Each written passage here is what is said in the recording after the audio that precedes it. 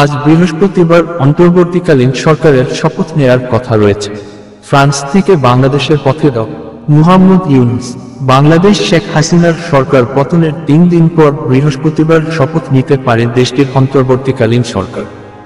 শপথ অনুষ্ঠানে অংশ নিতে বৃহস্পতিবার ফ্রান্সের রাজধানী প্যারিস থেকে ঢাকার উদ্দেশ্যে রওনা দিয়েছেন ড.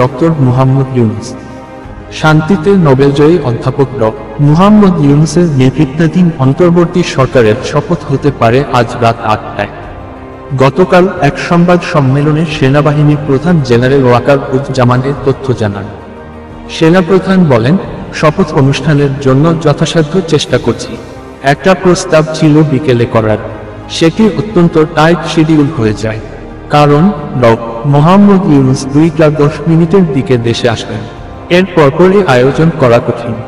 এর জন্য রাত ৮টার দিকে আয়োজন করতে পারি। মোট ৪০০ জন লোকের আয়োজন থাকবে। অন্তর্বর্তীকালীন সরকারের আকার কেমন হবে এ প্রশ্নের জবাবে তিনি বলেন, আমার ধারণা আপাতত 15 জনের মতো হতে পারে, তারপরও 2-1 জন যোগ হতে পারে। তিনি আরও বলেন, ড. মুহাম্মদ ইউনূসের নেতৃত্বাধীন সরকারকে সব ধরনের সহায়তা করবে সশস্ত্র বাহিনী। ওয়াকার-উজ-জামান। এর আগে ড.